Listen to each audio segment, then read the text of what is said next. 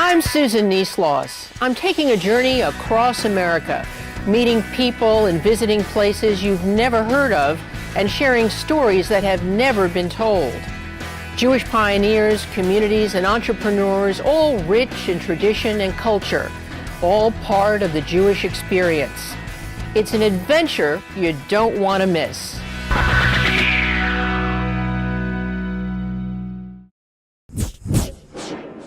Anaheim, California, here in Orange County. It's about an hour south of Los Angeles and best known as the home of Disneyland. But it was also home to a group of German pioneers, many of them Jewish, who came here in the mid-1800s and left a lasting legacy. A legacy most people know nothing about. How did Anaheim get its name? The name Anaheim is from German, Anaheim, Anna's home, named for the Santa Ana River, Anaheim, home, and it was named by the 50 original German pioneers. The two earliest founders were two gentlemen named Charles Kohler and John Frohling. They were both German Jews, and they started what was called the Los Angeles Vineyard Company. They came down here because they wanted to make grapes and wine. They got 48 other German immigrants, about a third of whom we have been able to find out were actually Jewish, and started the town of Anaheim, which would become the first city in what would be Orange County. In the late 1800s, this parking lot was California's largest winery, thanks to Benjamin Dreyfus, an early pioneer, and Anaheim's first Jewish mayor. He spent $40,000 to build it, a huge sum of money in those days, because he wanted to compete with wineries on the East Coast and in Northern California. At the height of its success, the winery was producing more than 2 million gallons of wine a year. He had a company called B. Dreyfus and Company.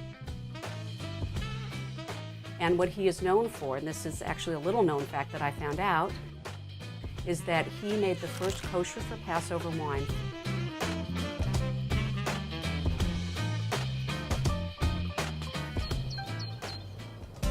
So the house where we're sitting, Dahlia, is very famous. It's a historic landmark and has a lot to do with the history of the Jews in Anaheim.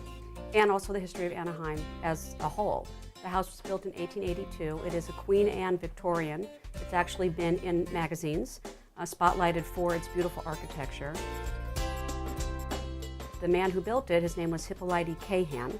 He married a woman who was the daughter of a pioneer, not Jewish. They had many children, and they lived here. But Cahan was Jewish. Cahan was Jewish. He was an Algerian Jew. The reason that the Jews did so well here, there were two. Number one, there was very little, almost no racism or prejudice or anti-Semitism. You're talking about in the early days. I'm talking about the second half of the 19th century. The Jews were given incredible opportunities.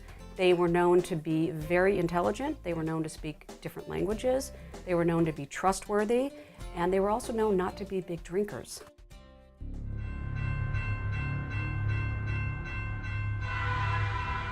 In the late 1800s, early 1900s, a lot of Midwesterners moved here because of the weather, because they heard about how beautiful it was. And they brought with them their prejudices. And so all of a sudden, the Jews who had founded the Masons, the Oddfellows, these gentlemen's clubs, which were sort of the schmoozing of the day, found themselves on the outs. That was when the anti-Semitism started. What power? There were histories that were done, a lot of them in the 20s and 30s, about the founding of Orange County and the pioneers, and they would say, so-and-so was a pioneer, and if the person was Jewish, they would just not say what church they prayed in.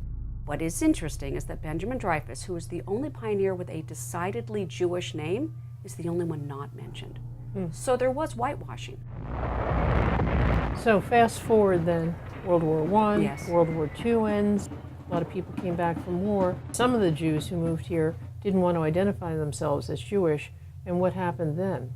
The John Birch Society was a big deal here, and they were against Catholics, they were against blacks, anybody that was not, white Protestant, and they were against Jews. I got out of the Navy and came to Santa Ana after World War II. A man by the name of Williams, who had an office right across the street from the temple at 8th and Bush, and anything that was Jewish, he would try to connect it with communism. And he was being paid by quite a number of people to try to do that. I was a member of the Kiwanis Club for over 20 years, and I was the only Jewish fella in the club, and you could feel some of the anti-Semitism. Sometimes they used to tell, jokes that they thought was funny, but I didn't think were funny. For the white race! For the white race! The Ku Klux Klan actually was very powerful here at one point.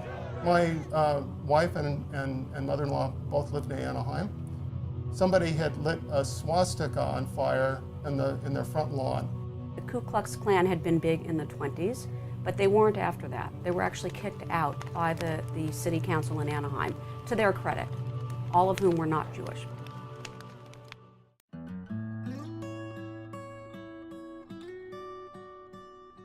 This is the original site of Temple Beth Emet. So Edmund, this is where your Hebrew career started more than 40 years ago here on the left. It was in the early 1960s. I was 9 years old, and this is where I came to learn how to read Hebrew. And this was not a Jewish neighborhood. Not a Jewish neighborhood, but not far from where the original settlers settled. So I've been living here for almost 95 years. We had no Hebrew school, no temple. It was in the late 20s. They established a camp, a Jewish camp, up in the canyon. We used to go there once in a while, and that was the only thing really Jewish we did. What was your experience like as a Jewish boy? As a kid, I can remember that at times I'd hear kids saying negative things about Jews, and I didn't quite know what to do about it. And there was a kid I remember in high school, very smart kid, came up to me on lunch hour one day and asked me, he said, "Why did you kill Jesus?" I think the key thing for me is that you still felt, growing up here as a Jew, that you were a bit of an outsider. This first grand search for beauty and talent to find the girl that above all you like. In 1967, there was a young woman named Sharon Bernstein, a high school junior, and she wanted to enter the contest, and she was told she absolutely could enter, but it was recommended that she change her last name because it was so obviously Jewish. She did not, and she went on to win Miss Anaheim for 1967 with the name Sharon Bernstein.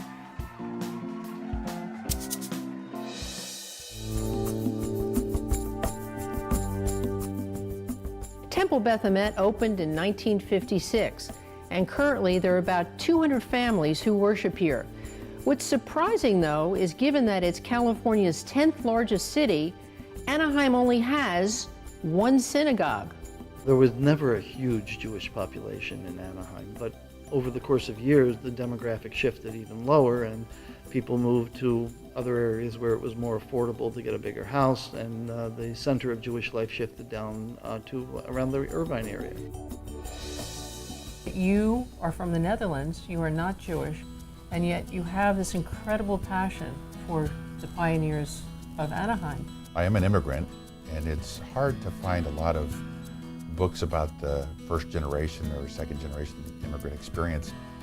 Just an amazing history of the Jews coming to California, and it's sort of like, okay, come settle in, get established, give back.